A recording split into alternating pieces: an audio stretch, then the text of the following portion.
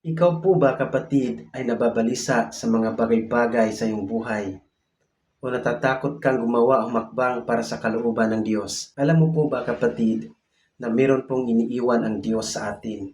Iniiwan po niya ang kanyang kapayapaan. Hindi katulad ng kapayapaan dito sa daigdig.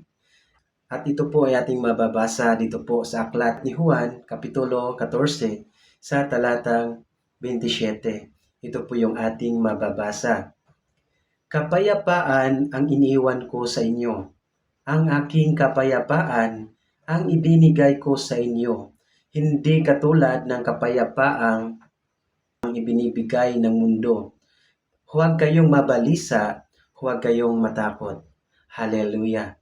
Dito po mga minamahal kong kapatid, wala po tayong rason upang tayo po ay mabalisa sa anumang mga bagay sapagkat iniiwan ng ating Panginoong Hesus ang kanyang kapayapaan. Iniiwan ng Diyos ang kanyang kapayapaan sa ating mga puso. Ang gagawin po natin, mga minamahal kong kapatid, ay hanapin po natin ang presensya ng Diyos upang ang kanyang kapayapaan ay mapapasatin. Amen. At ito po ang ating mababasa dito po sa English translation.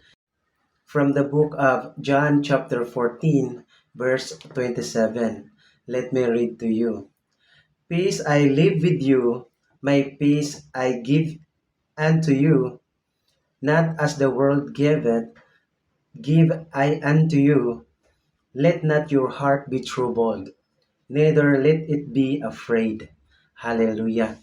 Dito po mga minamahal kong kapatid, kapag tayo po ay nakaunawa na iniiwan ng Diyos sa ating mga puso ang kanyang kapayapaan, wala po tayong rason upang matakot o mag-alala sa mga bagay-bagay.